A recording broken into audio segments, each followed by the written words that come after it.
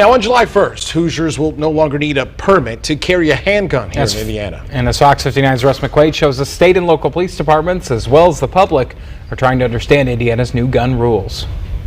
Even though lawmakers here at the Indiana State House passed Indiana's permitless carry law in April, it's just this week that state police and IMPD are rolling out training directives to officers and troopers as how to conduct gun investigations on the streets. After several unsuccessful tries, state lawmakers did away with the Indiana handgun permit requirement.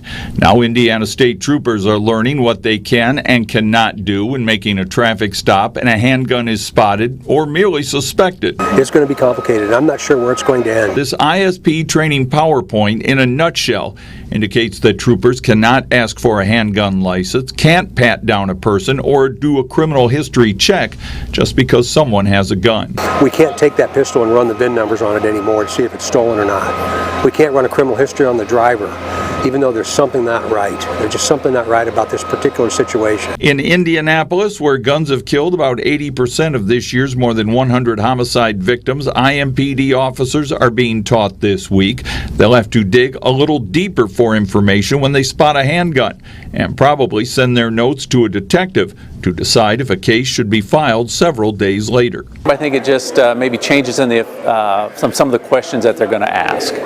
They might ask if they have a felony conviction, or they're going to check whether they have a protective order filed against them or not. Investigators fear they will catch fewer guns in the hands of people who in the past should never have had them. Yes, that number is going to go down. And what do we do with that gun when we find it? What did he or she just do with it?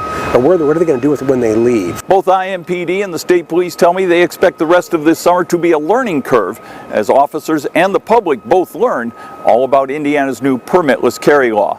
At the Indiana State House, Russ McQuaid, Fox 59 News.